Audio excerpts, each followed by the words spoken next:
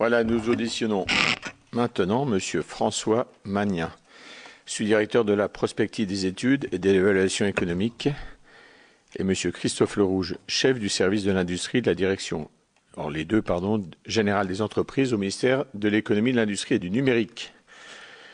Je rappelle que cette audition est ouverte au public et à la presse et qu'elle fait l'objet d'une captation audiovisuelle qui sera diffusée sur le site du Sénat. Je vais maintenant, conformément à la procédure applicable aux commissions d'enquête, vous demander de bien vouloir prêter serment en rappelant pour la forme qu'un faux témoignage devant notre commission est passible des peines prévues aux articles 434, 13, 14 et 15 du Code pénal.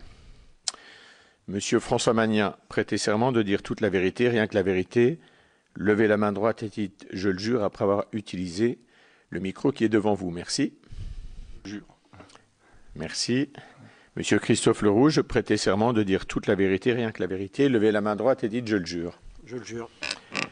Nous vous remercions, messieurs. Et à la suite de votre exposé introductif, ma collègue rapporteure de notre commission d'enquête, Leïla Aïchi, vous posera un certain nombre de questions et nous engagerons le dialogue.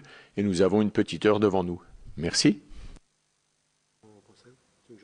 Peut-être juste, vous m'avez donné la parole, juste au sein de la DGE, je pense que Christophe Lerouge s'occupe du service est en charge du service de l'industrie, donc des politiques industrielles. Et je pense qu'il est préférable qu'il commence par donner le contexte qui est celui le point de vue de la DGE. Ma sous-direction, elle, a pour objet d'apporter un soutien en matière d'analyse statistique et économique. Et du coup, je pense qu'il est préférable pour la... Eh bien, Monsieur Lerouge a la parole. Merci. Bien. Alors, d'abord, je vais vous rappeler, je suis un peu gêné pour intervenir parce qu'on a eu l'invitation il y a très peu de temps et on a reçu le questionnaire uniquement aujourd'hui, donc on n'a pas forcément tous les éléments de réponse qui seront pour répondre au questionnaire qui nous a été adressé. Ouais, on a réuni un certain nombre d'informations. Mais... Ce que je vous propose, c'est si vous n'avez pas eu assez de temps, il y a largement la session de rattrapage. Vous avez encore une semaine pour nous donner tous les éléments que vous voudrez et ils seront les bienvenus. Après, j'ai quand même le sentiment que parce que vous n'êtes jamais... un certain nombre d'intervenants et d'invités nous ont dit la même chose. Mais je constate que souvent, les informations mettent du temps à arriver jusqu'à vous. Donc je pense qu'il y a un processus de désignation des intervenants, puisqu'en général, on sollicite les plus hautes autorités. Voilà. Bon, mais ceci étant dit, on va vous alimenter le plus rapidement possible pour avoir les chiffres les plus précis possibles. Bien, donc moi, au sein du ministère de l'Industrie et de la Direction Générale des Entreprises, je suis en charge du service de l'industrie. Comme son nom l'indique, c'est un service qui met en œuvre les politiques industrielles, qui est organisé en 3 grandes sous-directions qui suivent des grands secteurs industriels. En particulier sur le sujet de la pollution de l'air, 2 sous-directions et 2 bureaux au sein de ce service peuvent être plus particulièrement concernés. Un qui s'occupe de suivre les éco-industries. Donc, comme son nom l'indique, il travaille avec les professionnels, les industriels, les fédérations professionnelles qui traitent des questions de l'environnement, de la protection de l'eau, de la protection de l'air, du suivi des réglementations des déchets industriels. Ce bureau est souvent à l'interface avec d'autres ministères, d'autres directions générales, en particulier les directions qui sont rattachées au ministère de l'écologie et du développement durable, et en particulier la DGPR, la Direction générale de prévention des risques et des risques industriels. Alors, nous avons aussi un autre bureau dans un autre domaine, dont je vais parler aussi un petit peu, qui suit le secteur automobile. Je mentionne ce bureau parce qu'en matière de pollution de l'air, de travaux sur la pollution de l'air, le secteur automobile est à la pointe, a fait beaucoup de choses, et le bureau au sein de la DGE qui suit le secteur automobile a mis en œuvre des mesures d'accompagnement du secteur automobile. Alors, je reviens sur le système, sur le bureau des éco-industries. La façon dont nous sommes organisés pour travailler avec le secteur passe par une relation avec les industriels dans le cadre de ce qu'on appelle le CNI, le Conseil national de l'industrie, qui est présidé par le Premier ministre, avec un vice-président qui s'appelle Jean-François Dehecq, et qui est organisé en 14 filières industrielles, ce qu'on appelle les CSF, les comités stratégiques de filière, dont un qui s'occupe des éco-industries, le comité stratégique des éco-industries.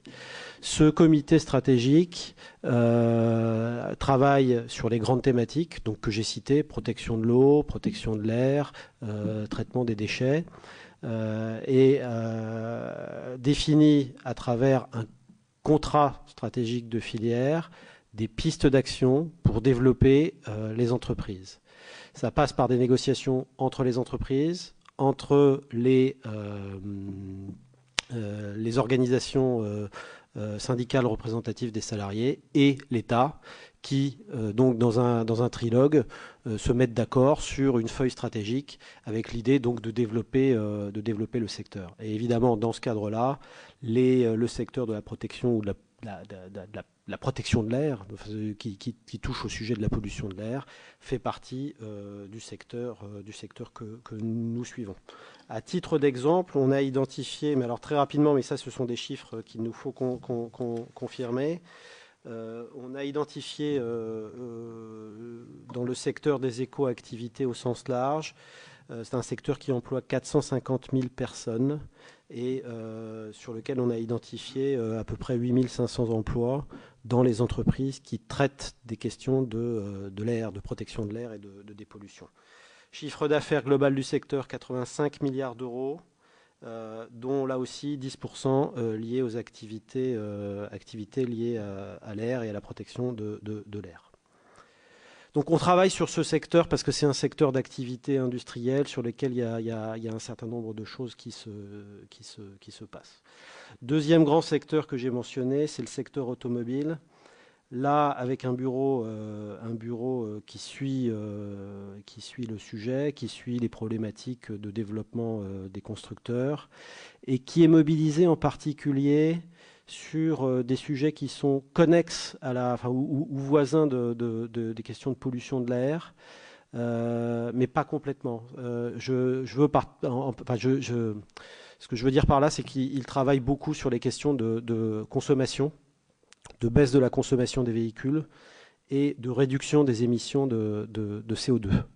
Alors évidemment, ça touche, c'est pas complètement directement lié à la pollution de l'air sous forme de particules, de monoxyde d'azote ou autres gaz, mais les politiques qui sont mises en œuvre pour la diminution de la consommation et la diminution de la pollution par le CO2 ont aussi un impact sur les questions de pollution.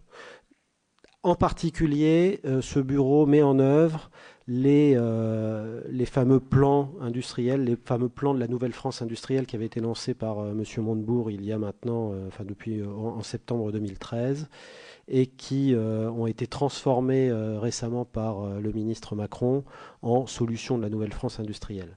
Parmi ces solutions, on a des priorités sur les questions de mobilité, sur les questions d'écomobilité et sur les questions de réduction de la consommation des véhicules. Donc, des travaux qui portent sur le véhicule 2 litres au 100, donc ça c'est l'objectif, réduire la consommation, diminuer les émissions de gaz à effet de serre, de gaz CO2, développement des voitures électriques, avec un plan qui consiste à mettre en place un réseau national de bornes de recharge électrique, avec l'idée de créer sur le territoire l'infrastructure qui permettra de recharger facilement ces véhicules électriques et donc de favoriser le développement de ce nouveau mode de transport et de véhicules. Des travaux aussi qui sont suivis en interface avec une autre direction du ministère de l'écologie, la DGEC, la Direction générale de l'énergie et du climat, sur lequel nous travaillons sur les questions d'évolution des normes de carburant, en particulier sur les évolutions de l'Euro 5 vers l'Euro 6, qui donnent lieu là aussi à des investissements assez conséquents de la part des entreprises sur lesquels nous sommes mobilisés. Voilà ce que je voulais dire en termes d'introduction générale. Le sujet de la pollution n'est pas un sujet qui est en soi suivi par le service de l'industrie. Il est néanmoins important parce que nous avons identifié des entreprises industrielles qui travaillent dans ce secteur, qui sont sources d'emplois, créateurs de richesses sur lesquels on veut travailler. Et c'est un sujet important, en particulier sur le domaine de l'automobile, parce que les contraintes environnementales pèsent sur les constructeurs et conduisent à améliorer sans cesse la consommation des véhicules et à réduire les émissions de gaz à effet de serre et de gaz et de particules polluantes. Et puis un sujet que j'ai un peu moins abordé, mais sur lequel je crois François a quelques éléments, c'est sur les contraintes qui pèsent de façon plus générale sur le secteur industriel pour réduire les émissions de gaz polluants, en particulier les oxydes de soufre et les émissions de particules, sur lesquelles nous sommes vigilants, avec bien sûr l'idée de réduire ces émissions, mais en le faisant de façon la plus raisonnable possible pour éviter des contraintes trop fortes sur les entreprises. Merci beaucoup, Monsieur Le Rouge. Monsieur Magnin. Merci. Donc effectivement, le souci, la mission de la DGE, c'est d'appuyer les entreprises, les rendre plus compétitives, donc œuvrer d'une part au développement de certains secteurs, et puis par ailleurs, d'une manière plus transversale, veiller à la compétitivité des entreprises, donc la compétitivité en particulier, la compétitivité coût. Alors on pense souvent aux coûts salariaux, aux coûts des matières premières. Il y a également un coût pour les entreprises, plus particulièrement dans certains secteurs, qui est celui des investissements qu'elles doivent réaliser pour protéger l'environnement. Donc, Christophe Le Rouge a essentiellement parlé du premier aspect, à savoir les secteurs qui développent une offre de produits et de services en matière de protection de la qualité de l'air. Moi, je vais plutôt parler donc de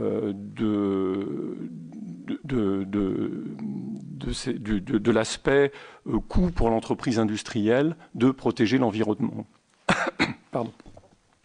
Voilà. Alors, l'appréciation de ce coût est possible grâce à une enquête assez importante qui est réalisée par l'INSEE. Alors, je ne sais pas si vous avez des éléments sur cette enquête. Enfin, c'est l'enquête Antipol que nous exploitons pour faire un certain nombre de travaux.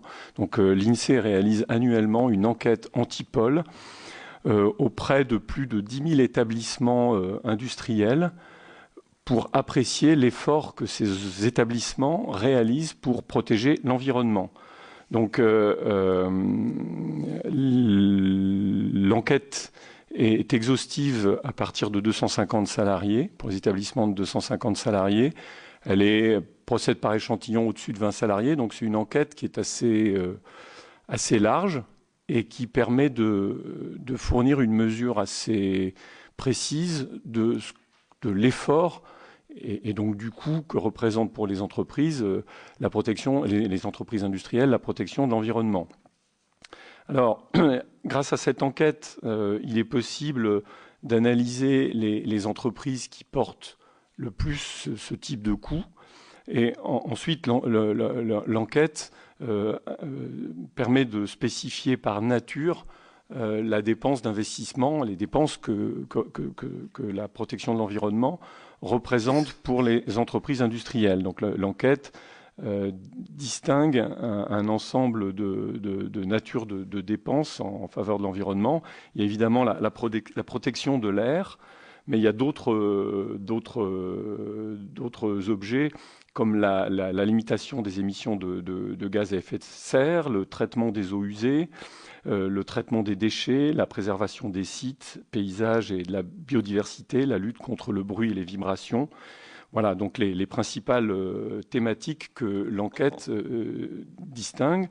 Et un résultat essentiel, c'est que parmi l'ensemble de ces thématiques, ce qui représente la dépense la plus importante, c'est l'investissement que réalisent les entreprises industrielles pour la protection de l'air. Voilà, donc c'est un résultat important en soi, et cette dépense annuelle correspond à près de 400 millions d'euros. Excusez-moi de vous interrompre à ce Oui. stade. Comment vous l'expliquez? Comment j'explique? Pourquoi la plus grande partie est consacrée à la protection de l'air? Je pense que c'est lié au fait que c'est une forme de pollution qui touche la plus grande variété de secteurs. Les autres types de pollution sont plus ciblés en termes d'activité industrielle, donc concernent moins de sites.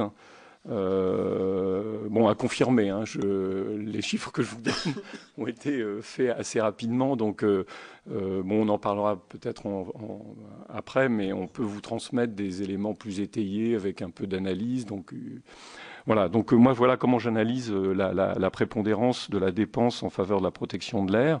Alors ensuite, on peut regarder par secteur les secteurs les plus concernés, et donc émerge assez naturellement tout ce qui est extraction, industrie extractive, tout ce qui tourne autour de la métallurgie, du papier-carton, la chimie évidemment, oui, voilà, le travail du bois.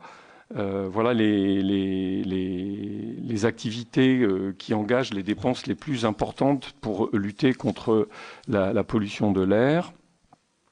Alors après, on peut essayer de diverses façons d'apprécier ce que représente le coût pour ces entreprises d'œuvrer en faveur de la protection de l'air. Donc on peut regarder divers indicateurs, par exemple la part que les investissements qu'elles réalisent à cette fin représentent dans l'ensemble de leurs investissements.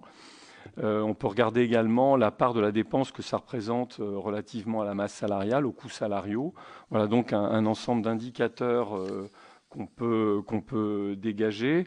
Alors, sauf erreur de calcul qui, encore une fois, ont été réalisés extrêmement vite, hein, extrêmement rapidement, on serait en matière de part dans les investissements pour les entreprises. Alors, il faut être vigilant sur le sens de ces ratios. Ces ratios sont calculés sur le champ des entreprises qui investissent pour protéger, pour la protection de l'air. Donc, ce n'est pas un ratio qui vaut pour l'ensemble des entreprises industrielles, mais donc celles qui engagent un effort dans ce domaine, l'investissement représente près de 10% de leur investissement total. Donc on est sur des secteurs comme la chimie, par exemple, où ça atteint un taux important de plus de 20%. Voilà, donc l'investissement qui est engagé est extrêmement important pour des entreprises qui sans ces investissements, libéreraient dans l'atmosphère des particules en quantité. Voilà, donc un investissement important. Voilà, on peut comparer ça également, rapporter ça à la masse salariale, hein, puisqu'on rapporte, ça donne également une idée de la chose. Donc toujours pour ces entreprises qui investissent donc dans la protection de l'air, ça représente 1,4%, enfin, ça représenterait, je préfère parler au conditionnel et vérifier et vous confirmer par la suite les statistiques, ça représenterait 1,4% de leur masse salariale. avec des variations selon les secteurs, avec un ratio qui peut atteindre 3%, une fois encore pour la chimie, dépasser 2% dans le raffinage. Voilà, donc des ratios ou dans la métallurgie. Dans les industries agroalimentaires, l'effort est assez conséquent pour protéger la protection de l'air. Voilà. Sinon, donc cette analyse permet de chiffrer les effectifs salariés qui sont derrière ces entreprises qui engagent ces efforts parce que leur activité le nécessite. Voilà, donc on dispose d'un ensemble d'éléments qui permettent, en les approfondissant, d'apprécier ce que ça peut représenter en termes de coûts, donc de compétitivité. Donc pour aller plus loin, mais il faut un petit peu de temps, il faudrait regarder ce qui se passe à l'étranger, où existent des enquêtes de cette nature, pour pouvoir établir une comparaison et tirer des enseignements sur l'effet en termes de compétitivité des dépenses que ces entreprises industrielles engagent pour lutter contre la pollution de l'air. Donc voilà le type d'investigation qu'on a réalisé en vue de cette audition. Voilà, je vous remercie et je donne la parole tout de suite à Madame la rapporteure. Je vous remercie de vous exposer. Le sujet précisément de notre commission d'enquête est le coût économique et financier de la pollution de l'air. Donc effectivement, il y a l'aspect, si je puis dire, aberration économique et financière, puisque comme tout un chacun sait, la pollution, elle a un coût, que ce soit le contribuable ou le consommateur. Il y a quelqu'un qui, au bout du compte, paie. Mais nous sommes aussi dans une logique, et c'est la phase dans laquelle nous sommes en ce moment, c'est plutôt sur la prospective et les opportunités économiques et de développement. Est-ce que vous avez précisément étudié, au-delà éventuellement du coût économique et financier de la pollution de l'air à proprement parler, est-ce que c'est des prospects sur lesquels vous avez travaillé ? Ma première question. Et la deuxième, est-ce que vous avez éventuellement travaillé aussi sur les opportunités économiques en termes de marché à l'international et en répercussion évidemment en nombre d'emplois dans notre pays, voire même au niveau européen? Je vous remercie. Alors, en termes d'opportunités, c'est-à-dire l'activité économique qu'on peut développer dans le secteur de la qualité de l'air, pour reprendre l'expression que vous avez utilisée dans le questionnaire. Ça, on a les plans industriels qui visent à développer ces perspectives de développement et de développement économique. Alors, si on cherche à apprécier quantitativement les opportunités que ce type de développement permet, c'est quand même assez compliqué. Déjà, l'état des lieux il y a un premier état des lieux a été fourni par Christophe Lerouge, mais apprécier simplement, sans parler de prospective, mais apprécier simplement aujourd'hui ce que représente ce secteur de la qualité de l'air, c'est quand même pas totalement évident. Enfin, il y a des statistiques de la profession. Pour ce qui est des statistiques dites publiques, c'est plus compliqué. Ça demanderait un travail d'investigation un peu approfondi qui n'a pas été fait à ce stade. Et par ailleurs, on se trouverait assez vite confronté au problème de l'analyse des filières. C'est-à-dire qu'il y a des entreprises qui fabriquent des produits dans lesquels les entreprises industrielles dont je parlais tout à l'heure investissent, mais la fabrication de ces produits tire toute une filière de sous-traitants. Et apprécier le poids de cette filière aujourd'hui, c'est pas simple. Et apprécier son développement prospectif, c'est encore plus compliqué. Donc à ce stade, pour répondre à votre question, il n'y a pas d'études abouties sur ce sujet difficile. J'entends bien que le sujet soit compliqué et complexe, ça c'est certain. Il y a eu plusieurs études qui ont été menées, notamment par le CODE, qui évalue le coût de la pollution de l'air à des montants pharaoniques.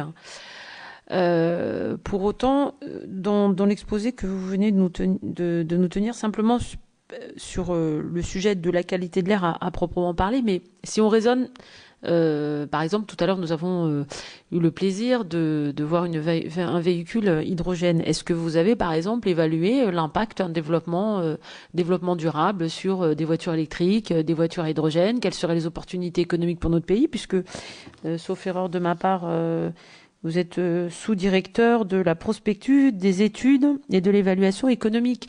Et que comme la pollution de l'air a un coût économique, quels sont vos prospects? Dans quelle logique vous avez travaillé justement pour avoir des orientations, des prospectives? Si je prends par exemple un autre exemple pour illustrer mon propos, on a auditionné au tout début, justement, quand on était sur le coût économique à proprement parler de la pollution de l'air, le fait de ravaler les établissements publics, les biens immobiliers publics sur simplement la région parisienne, il y a une fourchette entre 1 et 1 à 7 milliards d'euros.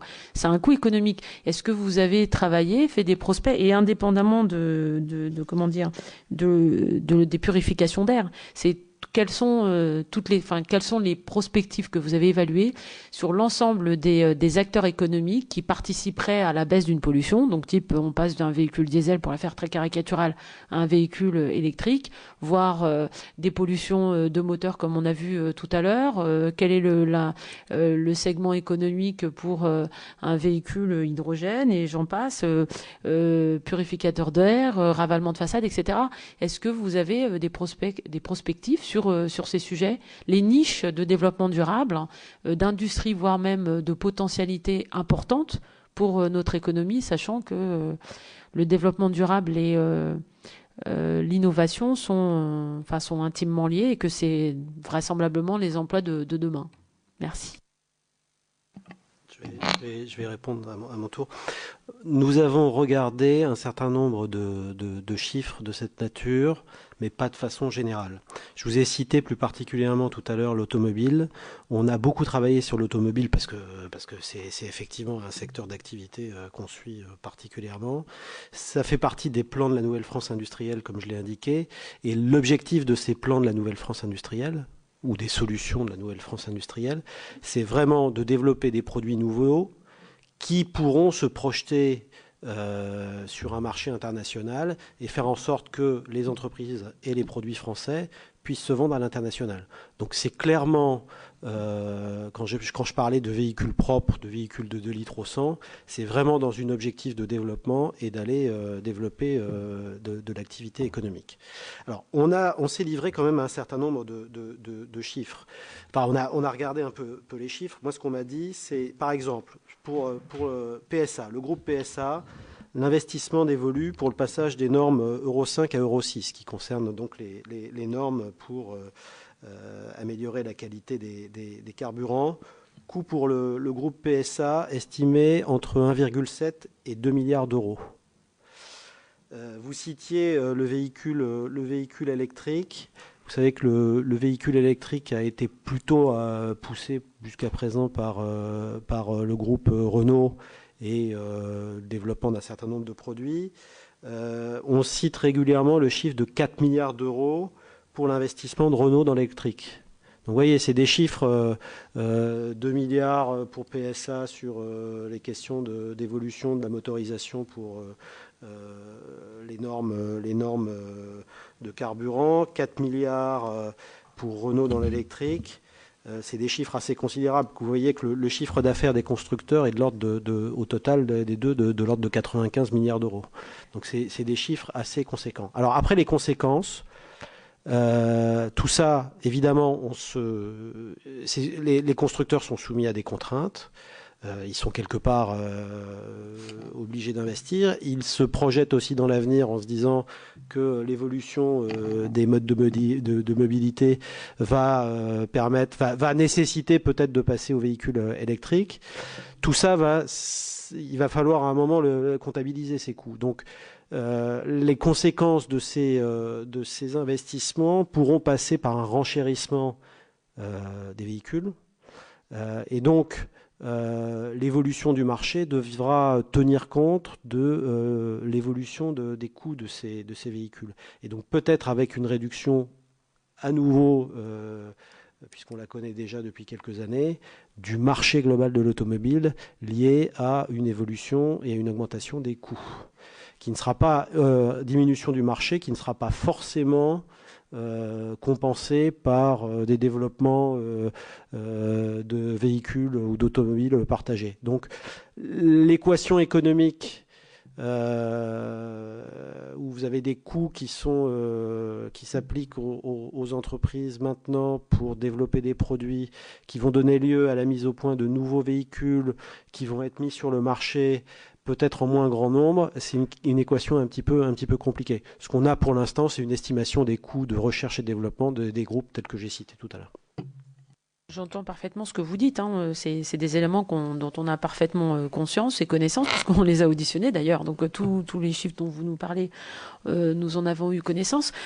Pour autant, vous avez un tropisme, je ne vais pas dire catastrophique, mais simplement sous le coup, sous la contrainte. Évidemment, vous l'avez répété plusieurs fois. Enfin, je ne fais pas de la psychanalyse, mais bon, plusieurs fois, de contrainte, coût, etc. Pour illustrer mon propos. Par exemple, très récemment, en 2013, l'ADEME a fléché 90 millions d'euros. Pour PSA et Renault cumulés, on est arrivé, je crois, à 110 millions d'euros en 2013 pour l'emprunt de l'État pour des véhicules hybrides.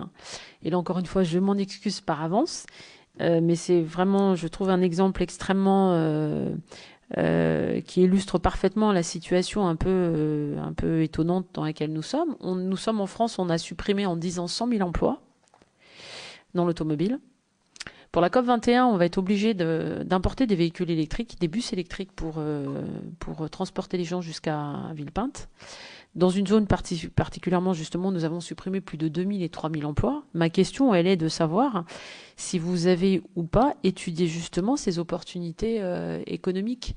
Il y a des demandes à l'international sur des tramways électriques, sur des véhicules électriques, sur des bus électriques. La RATP envisage de changer toute sa flotte de bus et les transformer en bus électriques. Est-ce que vous avez fait des études justement pour voir ce côté positif et non pas partir sur la contrainte et les coûts dont on a conscience, mais sur justement pour avoir une idée de comment, parce que le but de notre rapport, très clairement, c'est évidemment de montrer l'aberration sanitaire, économique et financière, mais aussi les opportunités, et que c'est de faire de cette contrainte une opportunité économique pour notre pays, et d'avoir des segments que peut-être, si vous les avez étudiés, d'orienter pas forcément le choix de nos conclusions dans le rapport, mais en tout cas d'avoir des idées de prospects sur des niches économiques qui pourraient marcher, qui serait source de travail et d'emploi pour la France. C'est ça le sujet. C'est pas simplement parce que ça, ce que vous nous avez dit, c'est très intéressant. Et encore une fois, on nous l'a largement explicité. Mais pour revenir au cas d'espèce dont je parlais tout à l'heure, à savoir un fléchage de 110 millions d'euros sur un véhicule hybride diesel, est-ce que par exemple, si on avait fléché 110 millions d'euros sur l'électrique ou l'hydrogène, en termes de part de marché, si on pense par exemple à la Chine qui cherche à dépolluer son atmosphère compte tenu des pics qui deviennent même un souci politique pour la Chine. Est-ce que c'est des sujets sur lesquels vous avez travaillé et pour avoir justement, si je puis dire, une bouffée d'oxygène et avoir une orientation économique dans un sens positif et constructif? Merci. Je suis désolé si mes propos ont été vus comme étant un peu trop négatifs parce que j'ai trop mis l'accent sur la contrainte. C'est vrai que j'ai parlé de ces sujets. Oui, non, mais j'ai parlé de ces sujets sur la partie automobile parce que c'est les chiffres dont je disposais. À la question très précise, est-ce qu'on a réalisé des études sur le secteur de l'automobile, sur les opportunités, sur le chiffrage des véhicules électriques? Pas à ma connaissance. Non. Moi, j'ai pas de. C'est plutôt toi qui est dans le secteur, mais on n'a pas fait d'études. Pardon. On n'a pas réalisé d'études, en tout cas récemment, sur des sujets comme cela. sur des segments aussi pointus, des niches, comme vous le suggériez. Voilà, donc ça, on ne l'a pas fait. Non. C'est juste étonnant, puisqu'on est en train de discuter de la loi de transition énergétique pour une croissance verte. Donc j'imagine que la direction des entreprises a identifié, en tous les cas, des perspectives de création, d'activités et, je l'espère, d'emplois autour de la croissance verte. Alors, ça, c'était ma réponse spécifiquement sur le secteur de l'automobile. Après, je voudrais revenir sur ce que j'ai dit tout à l'heure, sur un secteur industriel qui est considéré comme nous, comme étant une filière industrielle à part entière. C'est le secteur des éco-industries. Mais dans les éco-industries, vous avez non seulement les entreprises qui traitent des questions de pollution de l'air, mais ce sont des entreprises qui traitent aussi de la question de la qualité de l'eau, qui traitent des questions des énergies renouvelables. Et justement, ce comité stratégique de filière se projette sur l'avenir et voit bien sûr tout ce secteur comme étant une source d'opportunités de création et de développement d'emplois.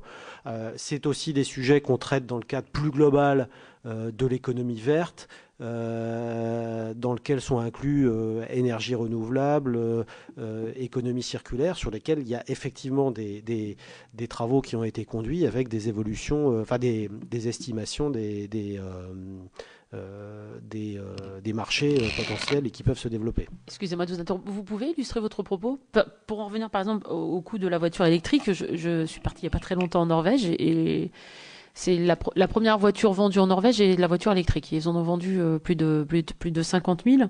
Vous avez dit que vous aviez fait quelques études autour des entreprises qui traitent de la pollution, des énergies renouvelables, etc., économie en termes de développement durable. Est-ce que vous pouvez nous illustrer votre propos, une niche particulière qui fonctionnerait et qui serait porteuse d'emploi? Ce que je veux dire, c'est que dans le cadre des discussions que nous avons avec les filières des éco-industries, le contrat stratégique de filière sur lequel l'État s'est engagé est basé part d'un constat de la situation de ces entreprises et d'une projection vers l'avenir. Donc moi, je les ai pas en tête. Il faut qu'on les récupère, mais on doit être en capacité de vous envoyer les chiffres dans les jours qui viennent. Alors après, les secteurs qui sont en croissance et en développement, là j'insiste, c'est pas forcément sur les questions de pollution de l'air, mais on est en train de travailler beaucoup sur les questions d'énergie renouvelable. On a des projets sur les énergies, éoliennes, sur l'éolien maritime, sur lesquels il y a des gros travaux de développement. Et l'idée, c'est d'avoir une offre technologique française qui va se développer sur un marché domestique et qui va pouvoir ensuite se projeter à l'international. On est dans cet objectif-là. Hein. C'est pour ça que j'insiste sur le fait que mes propos, faut pas les interpréter sur les aspects défensifs. Toute la politique industrielle qui a été mise en place par le précédent ministre et par le nouveau ministre sont vraiment avec l'idée de saisir les opportunités sur des questions de protection de l'environnement, sur les questions d'énergie verte et d'éco-industrie. Je vais aller un petit peu plus loin sur en termes de réflexion.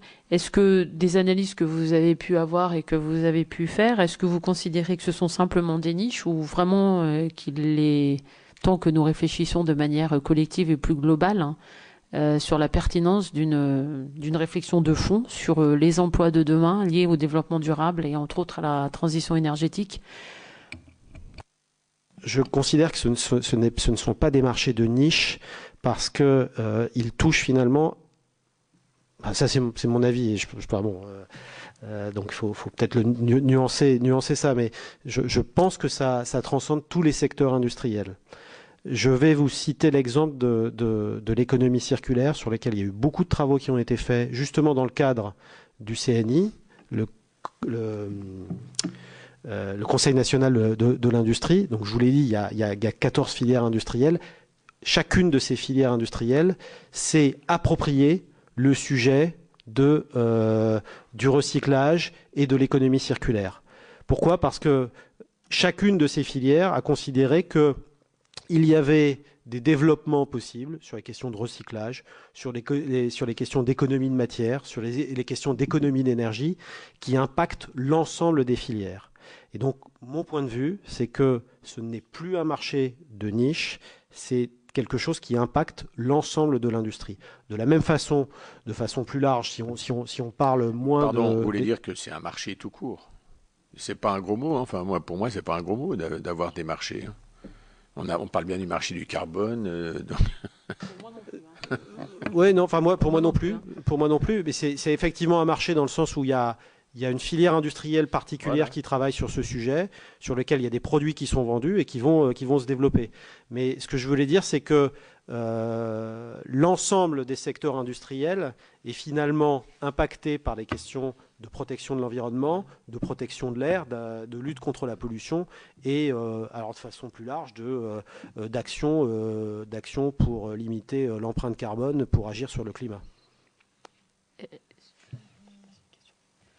Alors, je vais prendre un peu le relais. Comment voyez-vous dans votre direction l'adaptation des entreprises françaises à ce que vous venez d'évoquer? Alors moi je l'appelle l'économie verte, mais l'économie verte c'est un peu plus large à mon avis que l'économie circulaire. Et selon vous, quel est le potentiel de développement?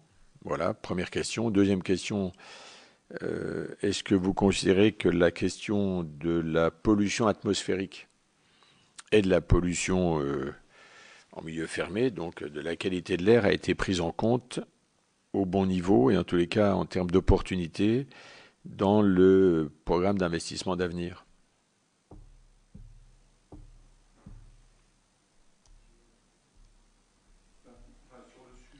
Avec le micro, s'il vous plaît. Pardon, Monsieur Magnin. Merci. Donc sur le sujet précis de notre échange, qui est celui de la pollution de l'air et de son coût économique et financier, donc la préoccupation n'est pas nouvelle, hein, puisque, je reviens à l'enquête que j'évoquais tout à l'heure.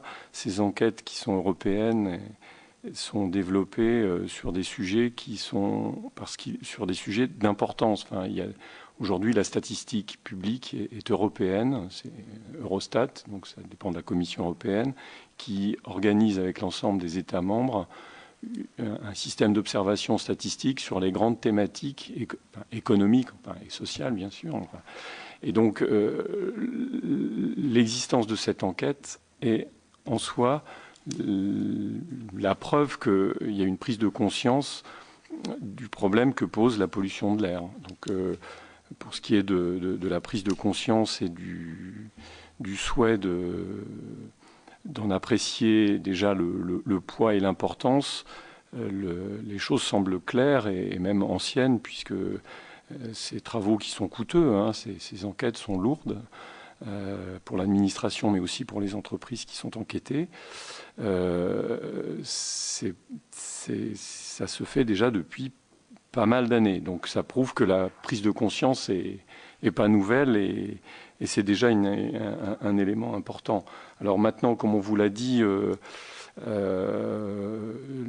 et comme je l'ai rappelé, les entreprises industrielles engagent des dépenses importantes pour protéger l'environnement et en particulier la qualité de l'air, ce qui évidemment ouvre des perspectives pour les entreprises qui proposent une offre en la matière. Voilà, donc mais le fait est que, pour reprendre la question que vous posiez tout à l'heure, on n'a pas une étude à la DGE, on n'a pas réalisé récemment, mais en regardant un peu dans notre stock de travaux, on peut, je pense qu'il y a sans doute des choses, mais on n'a pas très récemment réalisé une étude prospective sur cette problématique précise du marché que représente l'activité tournant autour de la qualité de l'air. Mais le fait est que, je rappelle quand même que la DGE se préoccupe de la compétitivité des entreprises sur l'ensemble des secteurs économiques, ce qui fait qu'on a quand même beaucoup de choses à regarder dans le domaine prospectif notamment. Alors moi, à travers les contacts que j'ai avec les différentes filières industrielles, là aussi j'ai l'impression que les questions de croissance verte ont bien été identifiées. Je suis d'accord avec vous, la croissance verte, ça va au-delà de l'économie circulaire. Mais on voit bien que les entreprises ont bien intégré les questions énergétiques, les questions de rejet, les questions de traitement des matières en voyant bien aussi que ça pouvait être certes une contrainte, aussi une opportunité, mais aussi une source d'économie en termes de dépenses et énergétiques et dépenses en termes de matière.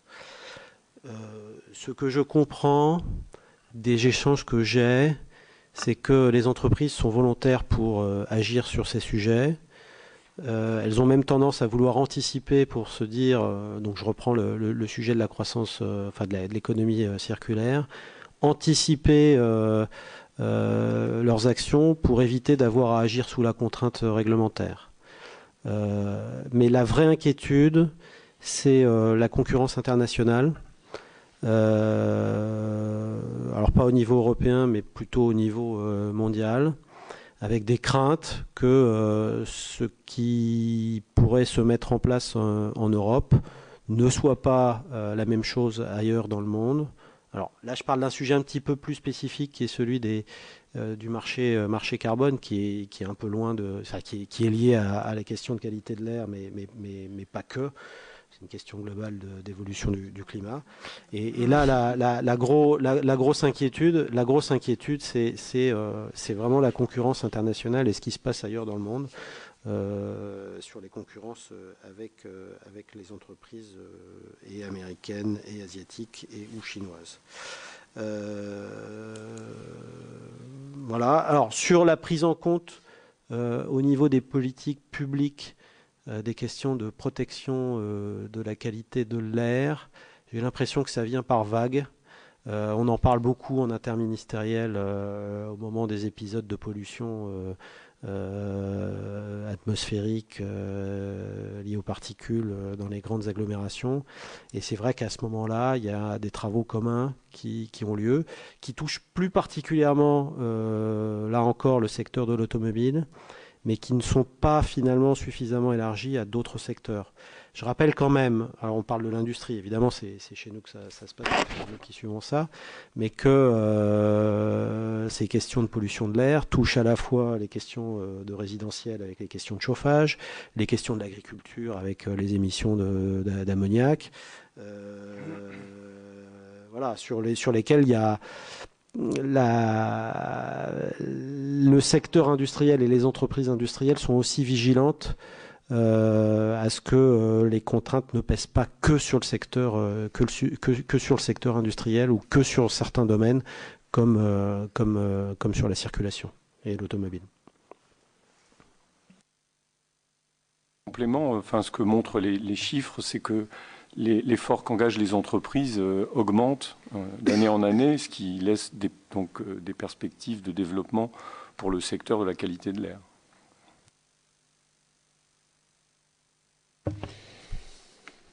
Eh bien, c'est parfait.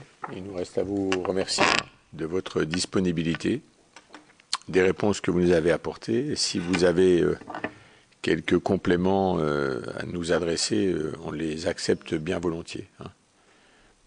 Vous avez, puisqu'on est le 8, on a donc, le souhait, voilà, c'est qu'on ait les éléments avant le 15 juin. Il y a beaucoup de temps. Voilà, puisqu'après vous devinez qu'on est quand même un peu pris par le temps. Merci beaucoup. Merci.